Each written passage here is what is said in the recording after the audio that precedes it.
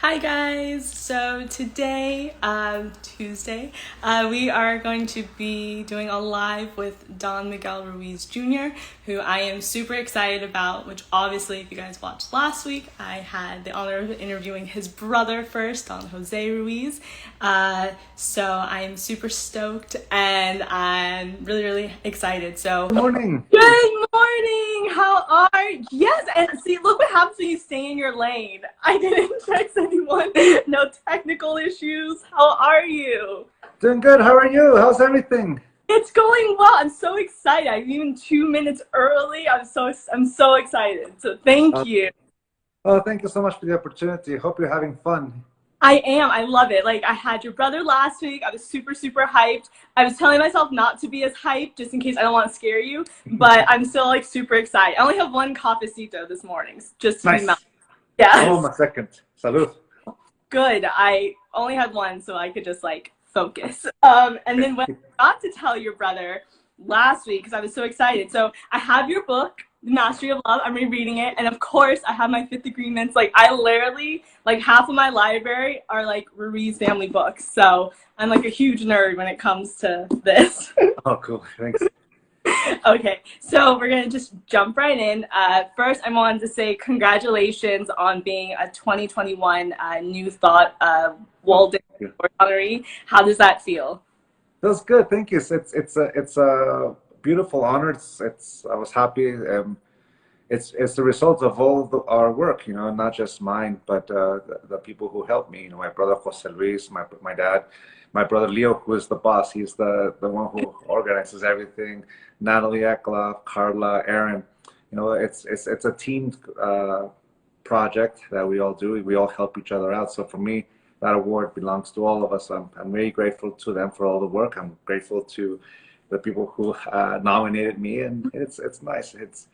For me, it's a green light to continue to work.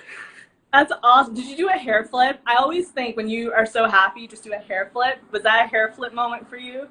Yeah, exactly. Just bring it back. More, Exactly. more, more like this. That's good. I like that. The rub. I like that. So it brings me to my first question, and I brought up your book, The Mastery of Self, which I'm obsessed with.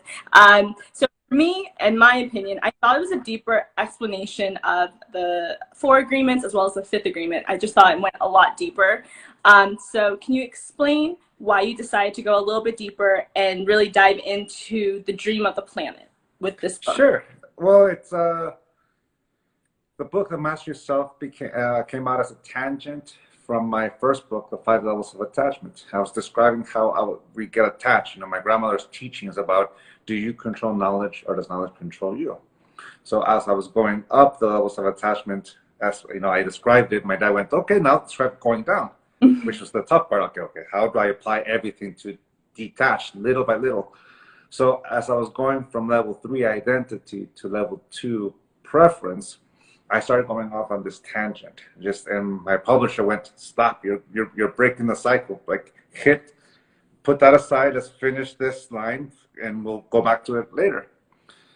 So I hit save, copy, paste, and almost as soon as I finished writing the 5 levels of attachment, I began to work on the mastery of self, that tangent.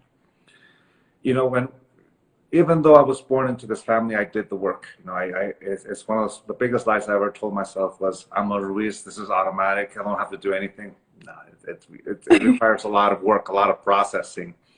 So, I was 27, 26 years old when I really began to apply it in my life. Even though I've apprenticed with my grandmother since I was 14, I began to do this work to self-heal, to recover, to let go of a lot of my domestication, but a lot of my own image of what I thought I was supposed to be, pretending to be something I'm not. And then you finish this journey, and you can say you go peel the onion, peel the onion, peel the onion. All of a sudden, this thing just goes, and it feels good. You hit this one part where it feels you've finished that inner journey within yourself, and it feels great. It feels good. Now what? I still live in a community. I don't live isolated in an ashram or monastery. I don't live by myself in a hill. I'm part of a community. How do I stay in my discipline as I begin to engage my everyday life? You know, that image at the beginning of the book, being the only sober person in a party where everyone else is drunk. You know, imagine you do this process, you do this journey, and you have that. I'm going to use the imagery of sobriety, and it's like, oh, okay, feels good. But you're still in a party where everyone else is in different stages of their attachments, you can say. So I always see the people in this party are everyone you love, everyone you work with, your family, your friends, your beloved. Everyone's in this party. Now imagine talking to two people. The person to the left you're talking to has had drink that they've been nursing for a long time. And nursing a drink simply means holding the drink and once in a while sipping it, but you're barely buzzed. You know, you haven't even refilled the drink. It's just this party favorite that just walk around and once in a while you have that. Yeah. The person to the right has opened their third or fourth bottle of wine and they've already blacked out, but they're still functioning. You know, it's crazy and scary when you meet, you know someone who can black out like that and still functioning. You can't tell if they're sober or not. Well, yeah. Imagine these two people, and everyone in the party are somewhere between these two people. Some of them, with every drink they take, their personality changes. You know, you might be talking to them the whole time, and as the second, third, fourth, their personality changes and the way things. And then all of a sudden, oh, you know what? That's too much. Give me the water. Give me the coffee. And then they start changing in front of you too as they begin to sober up. So imagine that analogy. Mm-hmm. And everyone you know is there. Everyone is going up and down their inebriation, the alcohol and spirits and all kind of thing. Well, let's just translate that a little bit into awareness. You know, everyone's in different stages. You have your fanaticism, you have the people who are at level 5 attachment, level 4 internalization, that they domesticate themselves, level 3 identity, level 2 preference, level 1 authentic self, and everyone's going up and down. There's different stages of awareness of their own personal journey. Someone is so completely attached to their beliefs that they're just belligerent. Some people all of a sudden let go of that and like, okay, they're back to their normal selves. So you have that. How do you engage? You know, what are you going to do? Are you going to engage the drama of the party by grabbing a drink and nursing it once in a while? And also you realize that if you take one sip, like the person who's on the left, all of a sudden, hey, that kind of feels good. And little by little, you finish the drink. Hey, serve me up some more. And it goes like that. It's a slippery slope in a way. So from that point of view, how are you going to stay in your discipline? How are you going to engage? So for me, that was the premise of the mastery of self. You know, it comes from the moment where I take off the mask of who I thought I was, the identity, that image. And that's all an identity is. It's a symbol with a definition. It's when I get to know myself through the experience of being me, of the experience of being alive, and how I want to engage that, how I want to manifest it. To me, very simply, the mastery of self is the moment where I stop pretending to be something I am not, and I accept myself for who I am. Basically, I'm this living being that is engaging me. I don't need an identity to know who I am. I know who I am by the experience of being me.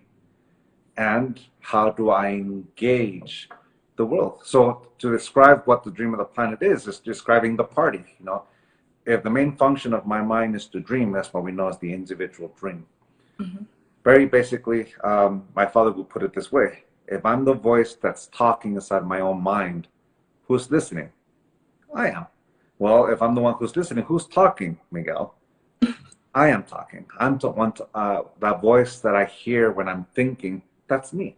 So that relationship between me and me, I can use the metaphor of my brain and my mind, my mind and my heart, or left hemisphere, right hemisphere, whichever one. But that experience we have, that inner dialogue, is what we know as the individual dream. And we call it a dream because the main function of the mind is the dream, which is to perceive and to project. And I see it from a single point of perception that is me. Now, like I said before, I don't live alone. I am part of a community. 7.5 billion last time I checked, maybe almost 8 billion now. Oh my gosh. And each one with their own individual dreams, everyone in their own journey. And when we come together, we create the dream of us. You know, we can call it society, culture, community, family, whatever term we give it in order to understand it. It's just coming together to create our civilization, our language, our values, and all these things, how we want to create it, how to reshape it. And here's the thing, I can't control it. I only control to the tips of my fingers. I can't control your perception. I can't control your will. I only control my perception and my own will. So how do I co-create? How do I engage? How do I continue impacting? And how do I do it while staying in my discipline of my own awareness? So you can say that it's the moment where I put into practice everything I've learned to help me heal within my own relationship, within my own individual journey, because I can't give what I do not have. If I have this harmony within me, then all my relationships will be in this harmony. It will be the creation of domestication or conditioning or conditional love. But if I heal that within me, then that's what I'm able to offer. I become the constant opportunity for unconditional love in all my relationships, for awareness, for harmony, peace, respect. That's what I can give once I have that for myself. So that's where the mastery of self came in. And now everything I just said was the tangent that my publisher told me, stop. Like, that's a different book, and you're breaking the cycle. You know, when you write a book, if you have a line, you follow through. It has to, a book has to be able to deliver a message, and you have to complete the message. But any tangent will kind of get in the way. So copy, paste, put it over here. And to a certain extent, that's how I write my books. You know, it's just tangent after tangent. Well, I like this one. Let me put this one over here. Let me put that one over here. And it reminds me of there's a documentary about how U2 recorded Achtung Baby. And in there, they're working through a song called Mysterious Ways. Okay. And I love that song. It's one of my favorite albums. Some of the, best, I was in high school when it came out. So it really captured a moment in time. So when I saw them processing Mysterious Ways, they were going through a bridge, and in their demos, the Edge would often play stuff just to see, well, does this work, does it not? And in one of those bridges, one of those thoughts that he had was a chord progression that he kind of liked. So he did something very similar, cut and paste, took it out because it didn't serve the song Mysterious Ways the way it is, but put it over here, and he played it for the band, and the band's like, hey, I like it. Here comes Mono with a guitar, so singing, all them playing together, and it comes out to be One, the song One, which is to be the big hit of Achtung Baby. So in a certain way, that's the creative process. You come up with this idea, and it flows, and sometimes tangents come, and you look at what in this case the song Mysterious Ways, but in the book, 5 Levels of Attachment Mind, I come up with all these tangents. Sometimes tangents go nowhere, but this particular tangent led to the Mastery of Self, which now leads to my next book, The Mastery of Life.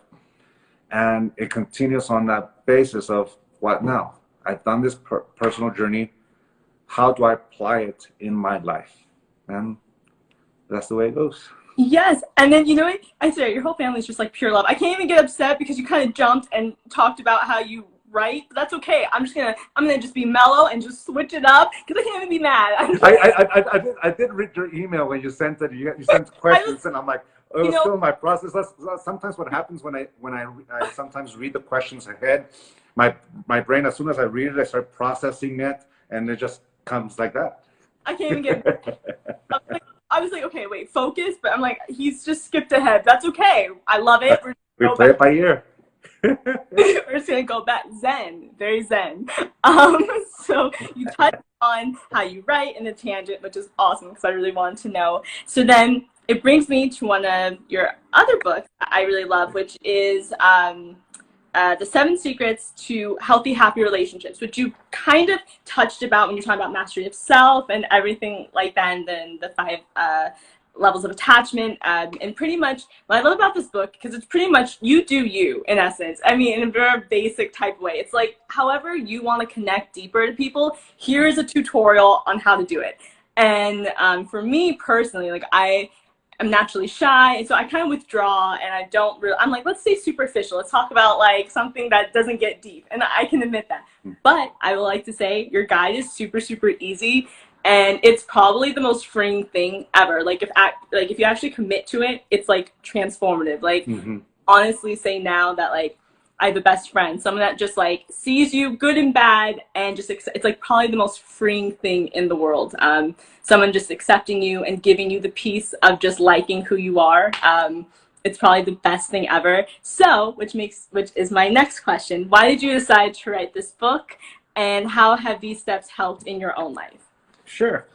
Well, in the 7 Secrets to Happy, Healthy Relationships, that book started by my dear friend Heather Ashamara inviting me to work with her. You know, she is my dear friend, my ink sister, and we work together. So I had just finished the Mastery of Self at that moment, but I also had just finished something in my own life, you know, and how do I apply it to my life? When I wrote that book, I had just finished this journey of healing with my first love, someone I loved very much, my high school sweetheart. She and I, you know, you can say that, you know, my brother and my dad had their aha moments in different ways. My dad had an accident that made him go, aha, like, what is this? My brother had a moment of an aha moment when he went blind after a dental procedure, and some nerve got hit, whatever, but his eyesight recovered. But during his blindness, he had this aha moment.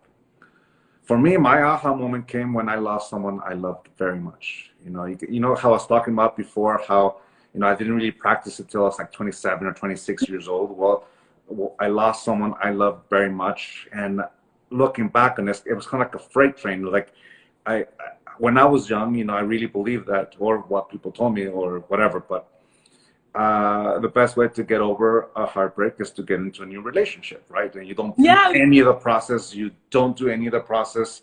Find someone new and whatever. So basically, it became like a freight train. You know, it's like you just this stuff that you just don't work on keeps getting bigger and bigger and bigger and heavier. It's like the equivalent of carrying this corpse of who you were and carrying it all over, and it's heavy, it's stinking, and it's infecting every relationship you're in. And with that ending of a relationship, you just pile it back on and you're carrying it too, kind of like that freight train analogy.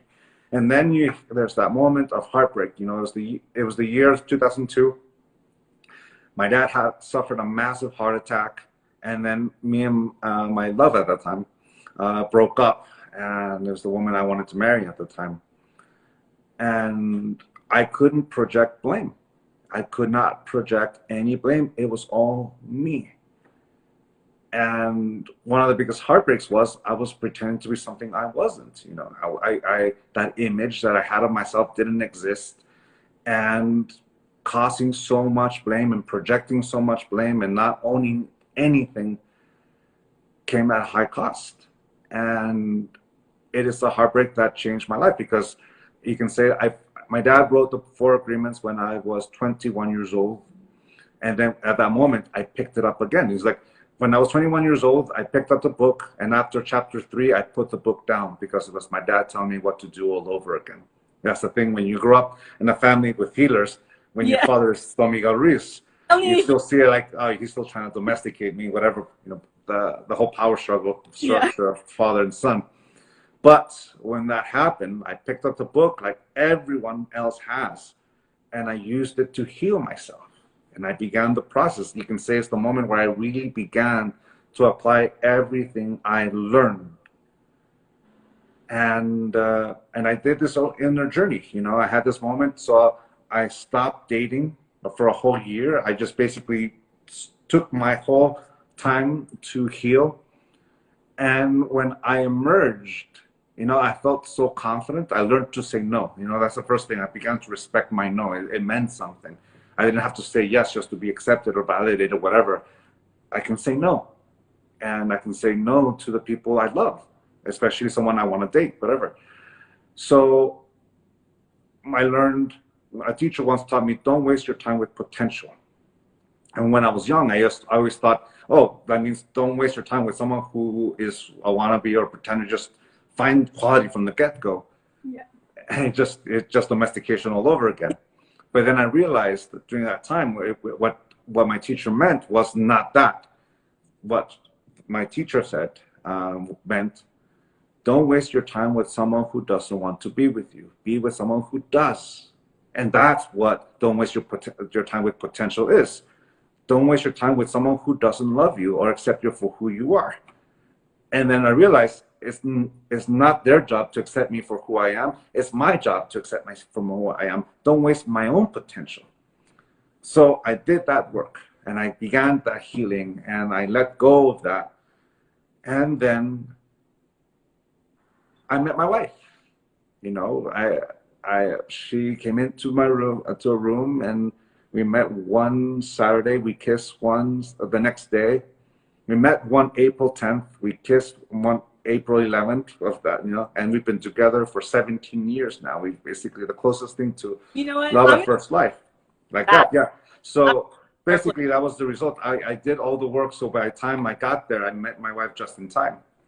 Anyways, we'd healed a lot of stuff, and then me and my first love, going back to the question of what was I able to contribute to the 7 secrets of happy, healthy relationships. Social media did. All of a sudden, MySpace, this is back in the days when MySpace was around. I'm reconnecting with my friends from college and high school, and there she is. There's the name of my first love. So I send a request, we accept, and we start talking for the first time in I don't know how many years. And I go to San Diego to visit, and she introduces me to her husband. I introduce her to my wife.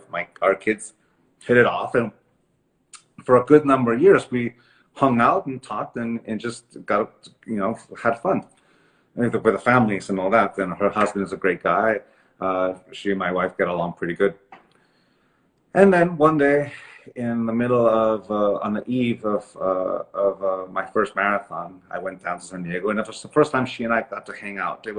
We took her son to play in a play, and we were just talking, and all of a sudden, I apologized.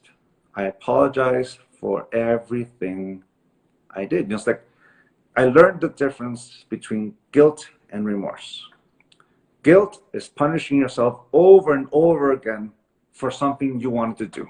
And every time you think about it, you judge yourself. Por mi culpa, por mia culpa, por mia culpa.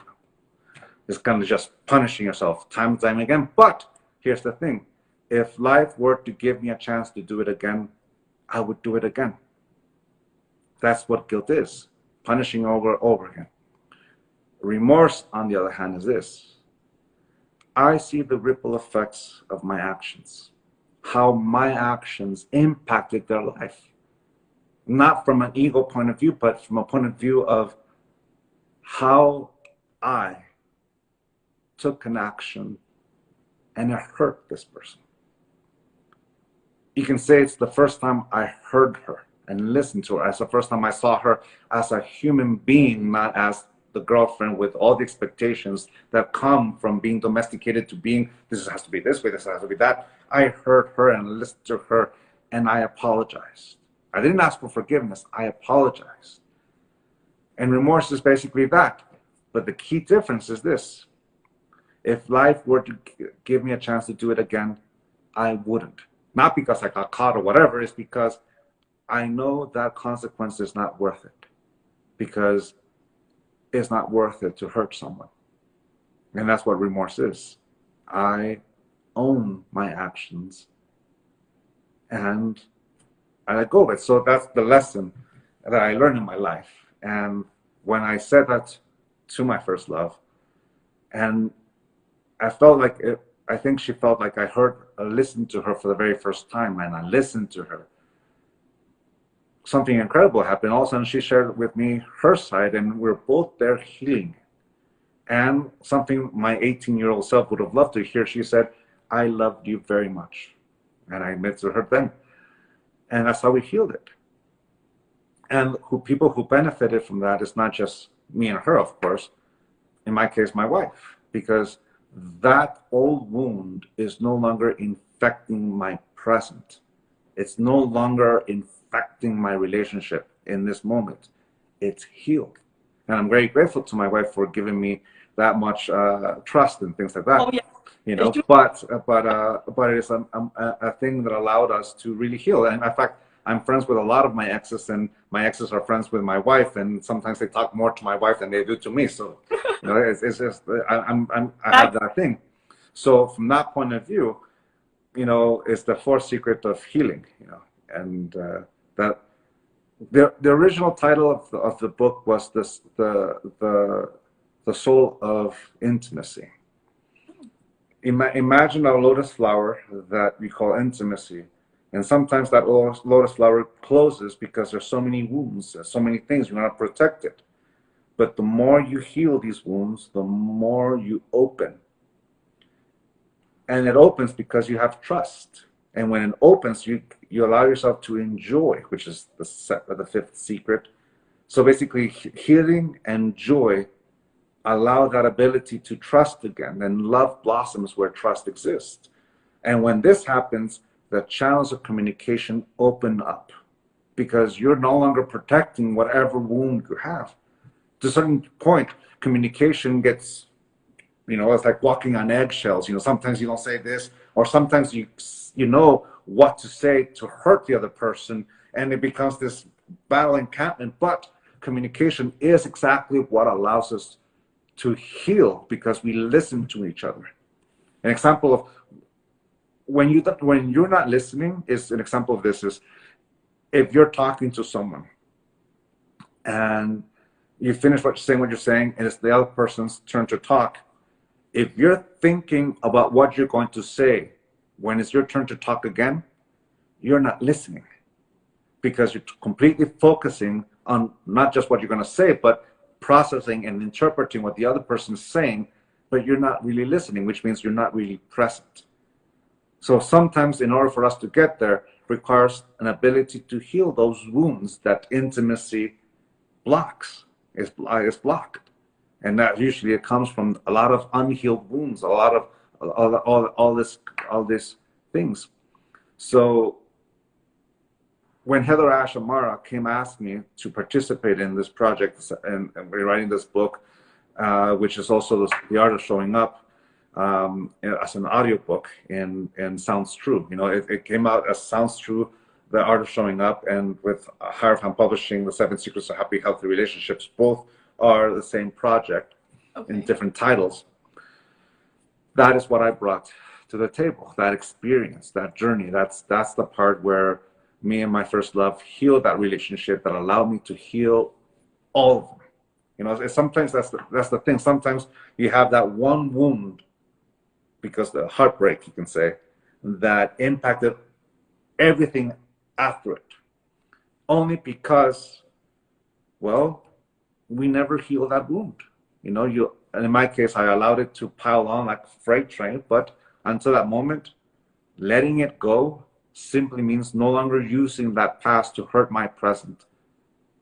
And that's the thing. So, you know, the 7 Secrets of Happy, Healthy Relationships it's written in one voice. It's not a he said, she said. You know, Heather Ash said this, I said that. Our publisher and editor, Randy Davila, did a great job morphing both voices to this voice that goes between both genders and experiences and all that kind of thing in order to explain different concepts that is really complicated, and he did a great job. But that's the process on that one. And, you know, commitment, awareness, freedom. These are the foundational secrets that allows me to, the commitment to myself. Like, I'm the only person in this relationship. I'm the constant in every relationship that I am in. Every person in my life comes and goes, but the only person that I will always know for all my life will be me. So the commitment is within myself, and the commitment to let go of conditional love of my domestication is my commitment to myself to let go of the judge and the victim, to let go of those things, to become aware of what are my triggers, and allow me to be free of my own domestication. That is the journey. That you can say that part of it is what we've learned from, practicing the 4 agreements and doing all those foundational work that we do within ourselves. And once we have that for ourselves, we're able to give it with our beloved. I can't give what I do not have. Oh, I love it. Okay, and I'm so sorry. Like, I know I've kept you over, but I have like 2 more questions. Is that okay? Okay, cool, awesome. I'm just so, and I really do love what you said, and like how you're open, saying like you said, your dad is like a master, and like you said, even you have had to work with yourself, and you would think by all means that it should come super naturally and super easy. So I think it helps everybody if they're reading it, or even if they're just starting out. It's not overnight, and it does take time. So it's really good to know that they don't feel like, gosh, what am I doing wrong? It's really good. Oh, it's a process. It's being the eldest of my father's children. There's 3 of us, me, Jose, and Leo. I remember Dr. Miguel Ruiz. I remember Apprentice Miguel Ruiz, and I know Don Miguel Ruiz. And all 3 stages of that evolution. Dr. Miguel Ruiz was a domesticator, but he expected straight A's. He really was that kind of thing. Then he had his aha moment. Then he began to become the apprentice, which is to process and all that kind of thing. And then he became Don Miguel. And in my case, each stage of those awareness within his life was different than how he parented me. Dr. Miguel Ruiz was a domesticator. Apprentice Miguel Ruiz was a hybrid. And Don Miguel Ruiz was, all right, let me set up an experience for you to learn. But it's a journey, and it's always individuals. We're all in a different stage. It's not a race. It's a marathon that we go in our own pace, that we're not competing against anyone or comparing ourselves to anyone, which is part of the reason why I use the Master Yourself. It's the journey where I'm in and enjoying where I'm at. So all of us are in different stages. Which I love. So it brings me to my second question. So I touched on it with your brother last week, Jose. You and your family created a 4-month guided program called A Path to Authenticity. Wonderful. What is your favorite part about the program, and what do you love most working with your family? Well, there's also Aaron and Carla, who for me are the people who really created, like me, my brother, and my dad. We're the talking heads in front of the camera. But it's Aaron and Carla, my cousin Carla, Carla Ruiz, who probably is here. Hola, prima. I love you. and Aaron and her husband. They created this structure that allows us to teach, not just virtually, but engaging. It's a combination of we record the lessons. Aaron, who's been working with my father since the 1990s, understands it, so he begins to put the structure in, and then we do live on Sundays and Thursdays. On Thursdays there's a part where it's completely focused on answering questions from the group and engaging that group. Then on Sundays is the lectures with me, my dad, and Jose live. So it's a combination of pre-recorded stuff and live stuff, and I'm saying that because my favorite part is the lives part, where we get to answer and engage together these questions and comments, and sometimes it's kind of like we're talking to one another, because you get to hear my answer, then you get to hear my dad's take, my brother's take, and sometimes we just go off each other, kind of like, all right, how can we build? And it's this thing that we just go like this, which is fun. It's like we build upon each other and what we're saying, and that part is fun. But you can say that the real gem is that it's family. Aaron, Carla, myself, Jose, my dad, and Leo being the boss, of course. It's a family interaction that we come together to create something that is beneficial to whoever wants to hear it. If it's relevant, of course. If it's not relevant, well, it's not going to help. But we put forth some stuff that helped us, and hopefully it will resonate with you and it'll be great. But once again, the question what's my favorite part is engaging my family and working together, and the whole thing is fun because of that. Beautiful. Awesome. And then I promise my last question is, what is your favorite meditation or practice that you do to start your day? Well, in my case, in my this stage of life, my favorite practice to start my day is in being in service. My kids. Me and my wife wake up at 5:30 in the morning, and we get up to get my kids ready for school. Now, mind you, they're both high schoolers. My son, he's special needs. He has autism, so we help him a bit more. But my wife and I just have this structure where we wake up. So my wife goes down. She preps their lunches and their breakfast. I go up and help Alejandro wake up, process, get dressed, brush his teeth, and well, I prompt him now. It's like I'm not actually physically doing this, but I'm there guiding him, reminding him of every stage, and helping him with that. And Audrey comes out, she helps out with that.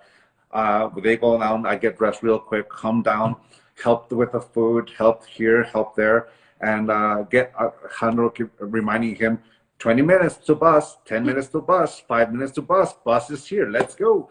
And then after that, okay, Audrey, are you ready? Okay, let's go pick up her best friend. We go down to school, and I take her down, and then on my way back, sometimes I have my cafecito, like today, and sometimes I go and work out. I go for a run, do kickboxing, or whatever exercise I do, lift weights. It's a brief moment to myself before I go back to in service, getting ready for when they come back from school and taking care of them. So right now, my main job, my main intent priority is my family, my wife and kids, being there for my wife and helping her and everything I can. Being there for my kids and even my dogs, I'm running, and my mom who lives next door, also being there for her, giving her something to do and engaging her. And I'll be honest with you, it's tough to let her pamper me. Oh. As soon as she comes in, she wants to do this. I'm like, but Mama, I can do it.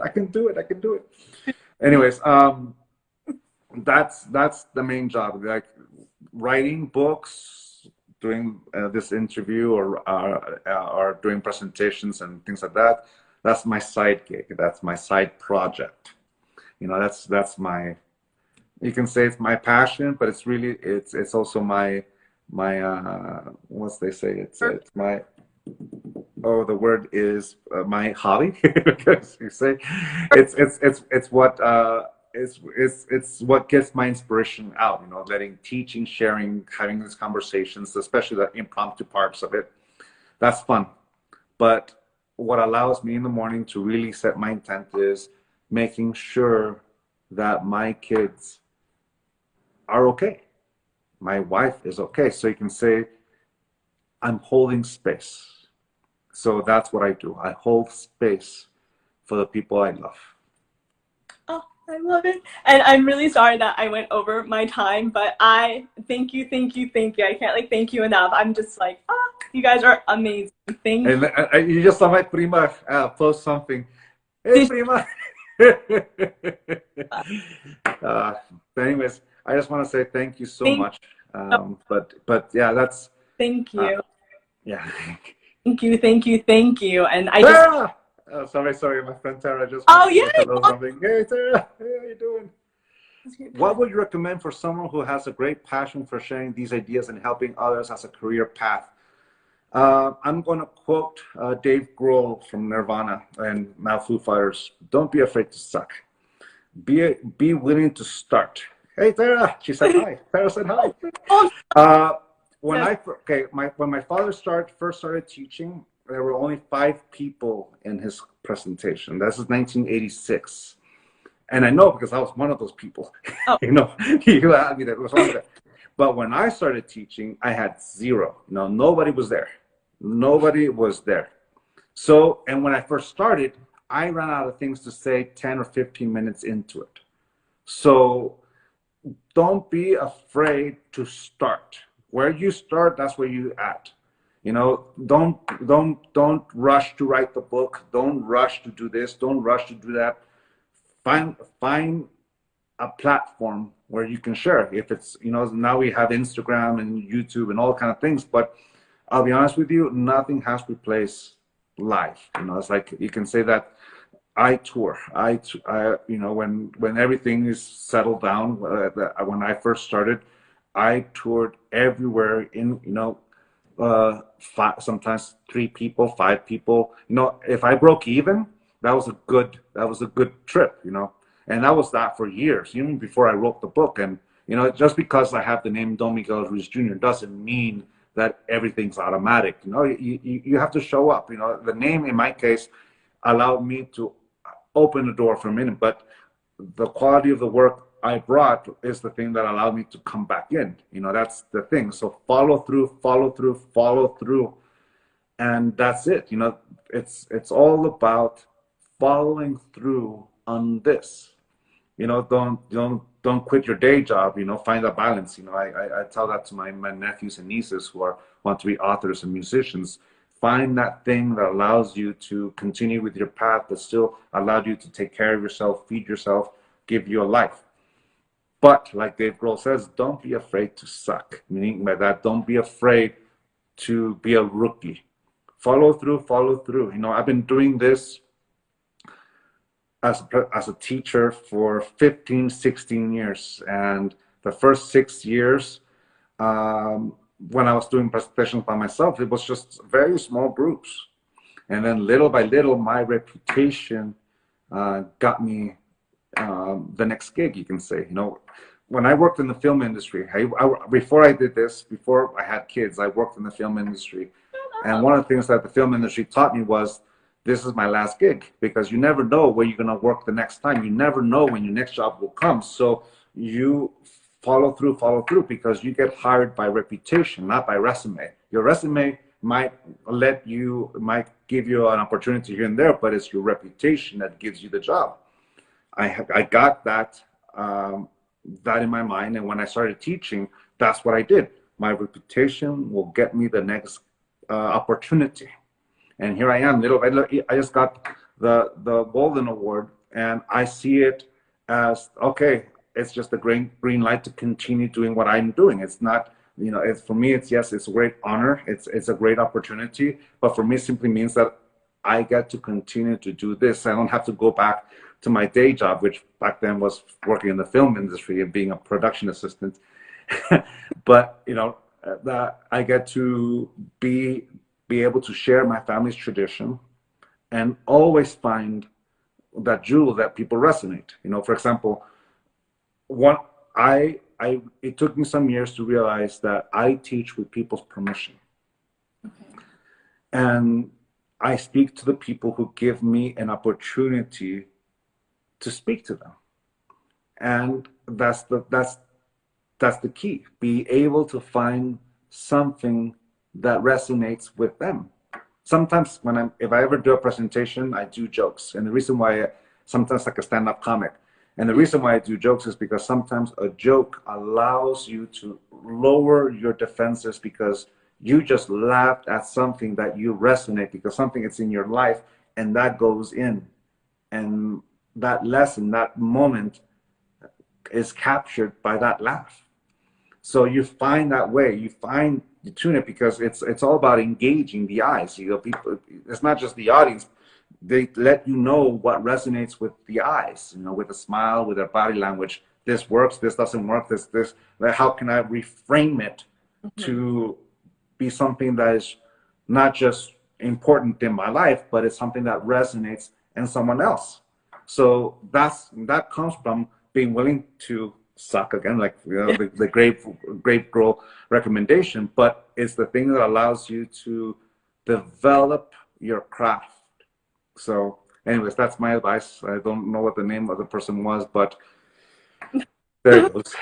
And again, thank you. I probably could talk for hours, but again, I went over by a lot, but I am so grateful, and I thank you so much for your time, and I hope you have amazing rest of your day and week, and thank you, and I look forward to your lives as well. Thank you. Wait, let me answer this one person. I'm still single for 30 years old. I'm still single, 30 years old. Stop looking and enjoy your life. You know, if you put so much pressure on finding a partner or a relationship, you're setting yourself up to create an image of what should, you know, what should be. But, you know, when you fall in love with an image, you fall in love with an illusion. Enjoy your life. Enjoy doing what you love to do. And something happens when you stop looking. You become happy doing what you love to do, and that happiness is infectious. And sometimes that is what allows us to engage. You know, like my cousin Carla met Aaron in Houston, or when the first time she came to an event, something, and little by little, it was wonderful to witness them falling in love right in front of us. And me and my brother were like this. And then one day my dad went to Aaron, what is your intentions with my niece? Live your life. And in living life, you'll find that partner. So stop pressuring yourself that you're single, and don't believe that old Dean Martin song, you're nobody till somebody loves you. You're nobody till somebody cares. Yes. Let go of that image. It's a lie. Enjoy being you.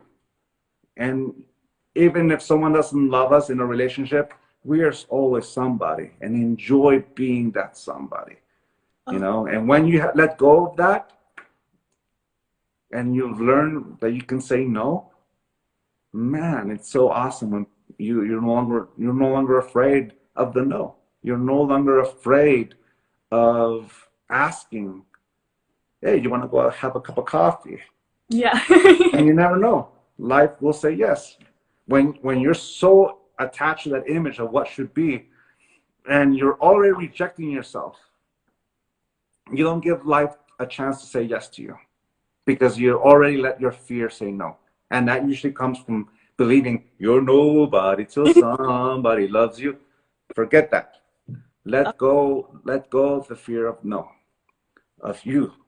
If someone says no to you, respect that no. Don't use it to reinforce whatever conditioning you have. Don't use it. Don't use their truth of, I'm not into you. You're not my type. Don't use it to reinforce your domestication. Don't use their words to make you feel inferior. Don't use their words. Respect them. They're sharing their truth with you. You're not that type. Like Berger said in Sex and the City, Oh my God. he's just not that into you. And Miranda, it changed her life. It's one of my favorite episodes because it nailed it right in the head. It's okay and respect someone else's. No, they're just not into you, and don't use it to reinforce your domestication.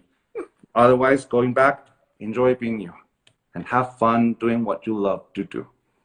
You won extra brownie points for even knowing Sex in the City. I mean, it was already high when you remembered like how you met your wife, and it's like stratospheric now that you even know the Berger Post-it note. Like, well, the Post-it note now is like is replaced by being ghosted. Now, yes, I've witnessed nowadays, you on a breakup when someone ghosts you.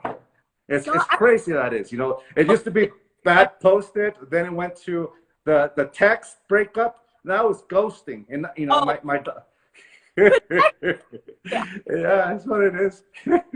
Guilty of text breakup. I think it's a little bit nicer than just ghosting someone. I mean, it's all bad, but I think it's nicer than just like not saying anything. Yeah, I know, because they're saying something to you. All of a sudden, like, you know, we've come to that stage in life where a Post-it, you know, where when Berger gave it to Carrie Bradshaw, it seemed to be, hey, he's being polite. When there was a time where like, oh. Okay, I love Sex and the City. It's one of my favorite shows. I love it. They have a reboot coming out. Did you see that? No, I don't. I remember them. They came up with the young, you know, the young Carries. And no. I watched one episode and I stopped watching it because I'm like, hey. No, with the original Sarah Jessica Parker, Girls Are Bad. They're filming now. But they don't have. What's her name? Not yet. No, they're missing the fourth one. I'm just forgetting. Samantha Jones. Yeah, Kim Cattrall. Yeah, they're missing her. She's not at the moment. She's not on board, right? Oh, which is sad. They're hoping for maybe next. I'm hoping for next season, but maybe they'll do the whole cancer line because she had cancer towards the end there. Yeah. Oh no, she went cancer free, but then, anyways, here we go. Talking about Sex and the City for hours. Okay. I like telenovelas. Soap operas. I grew up watching Cafecito with my grandma Leonarda, so I still enjoy good novela. Dude, who doesn't? Alguien Te Miras was my favorite telenovela of all times. Which one? Alguien Te Mira with oh gosh, oh my god, I forget. Oh, she's so popular. What's her name? I forget, but it was like really good. It was on it was like 5 years ago. Do you remember? No. I stopped watching the soap operas a long time ago. Like my generation is the Cuna de Lobos, Quinceañera, obviously. Yeah, I think my soap opera days ended like sometime in the 80s. Oh, I was in the late 80s, so that's those were my chisme days. Until Sex and the City comes in, they call it something else, but it's the same thing. Was there anyone else that you want to answer before I honestly let you go? I've enjoyed this immensely, but was there anyone else? How to enjoy life? Enjoy being you. Very simple. Enjoy taking a breath. Enjoy being here. I was talking to a firefighter not too long ago. I had a conversation, an interview with fire chiefs, and it was a round table. And actually, I wish we recorded the pre-interview because the pre-interview was phenomenal. We tried to recapture lightning in the bottle, but we did our best. But in it, a fire captain told me what they do when they have a suicidal person, and the phrase was this: suicide is such a permanent solution to a temporary problem. And realizing that is true with everything. All our problems are temporary. Sometimes it changes. So, my father always talks about is like when, because he had to face death a couple of times. And he realizes when he's in that bed, when he's in that stage where he's surrendered to death, is basically you realize, man, I wasted my time with so much drama. But then you realize it passes. Everything passes. George Harrison's "This too shall pass." All things must pass, will pass. So just realizing, here's the thing about the mastery of self. Someone asked me once, is the mastery of self means that you're always going to be happy? And I said, no. Life will always throw a curveball. Life will always go down on a deep, dark path. For example, in my life right now, my son is dealing with a lot of anxiety, and as a parent, that's my only anxiety I have. The mastery of self, or practice, is like when you become a master of this, is that when life is good, you enjoy it. When life gets tough, you apply everything you've learned to move the story forward, and that's it. When life is in a rough patch, you apply everything you've learned to move the story forward. And one of the things, the reason why I paused is that I just remembered that we heal with our own permission, and that we don't heal in a timeline. We don't heal with a calendar or a time or a timer. I have this much time to heal.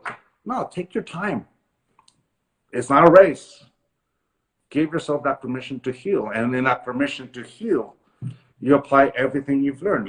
Sometimes I talk with people who have PTSD, and they're in a job that they fear that if they ever admit they're having PTSD, that no one will ever hire them, that they'll lose their job. I'm thinking of firefighters, police officers, soldiers, even cholos. Cholos are afraid to let people know that they have PTSD. Mm-hmm. Gangsters, I mean. Yeah, no, I know. I knew what you were talking about. Yeah. But the thing about it is that once you let go of those things that stop you from healing, well, that's exactly what we do. Let go of those things that stop you from healing. Jose has this expression: in the Toltec tradition, there's nothing to learn but to unlearn, which simply means that we let go of those things that reinforce our domestication, but also let go of those barriers that prevent us from healing. And usually is our own permission. We're living up to an image. For example, I'm Don Miguel Ruiz Jr., and I'm never supposed to have anxiety. I'm never supposed to feel this. That's ego. Don Miguel Ruiz Jr. doesn't exist. I exist. And I have my highs, I have my lows, and we go through the whole thing. So just give yourself that permission to heal. You know, if I really let the image of Don Miguel Ruiz Jr. get in the way, I'd be just repeating what I did with my ex-girlfriends and just build up this whole freight train of all this stuff that I'd never processed because I never want to admit it. But once you admit it, once you own up to the truth, awareness is always key. Because once you have that awareness, you can actually do something about it. Pretending to be something you are not for the sake of someone else's point of view or prejudice or domestication or conditional love, well, we're never going to know who we are. And it's exactly what will prevent us from being not just who we are, but loving who we are, but healing that being within us. I heal with my own permission. So sometimes, you know, I've seen people, you know, soldiers and firefighters and police officers and cholos, you know, I recently have a friends who grew up as gangsters in San Jose, and they finally gave themselves the permission to heal. And one person went there, and then they took someone else, and then they're doing all this the healing journey. And my gosh, their personality has changed so much, and their being is just they stop pretending to be macho, and they just being willing to be vulnerable. And sometimes that is exactly what love is expressed. I love myself to heal. And, you know, I use those images, but all of us have different things. What is to be a strong woman? What is to be a strong man? You know, what is to be this? What is to be that? Sometimes those are the things that bury us. And with our own remorse, with our own judgments, with our own guilt, with our own conditional love.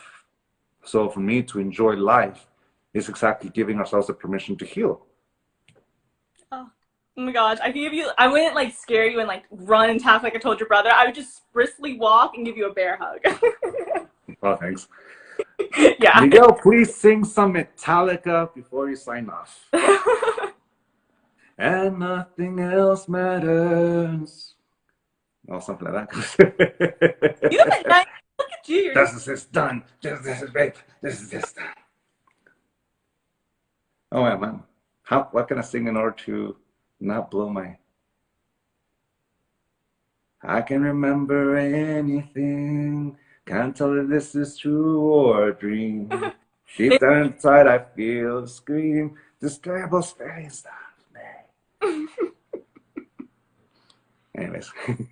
I think that's great. And so thank you. Truly beyond my time, but I'm so honored and grateful. Thank you. And thank you, Carla, for even answering. So she made it all happen too. So thank you. Thank you, Prima. I love you. Thank you. And we will talk later. Have fun. Enjoy everything in life. Enjoy being you. Enjoy everything. Have fun. Thank you.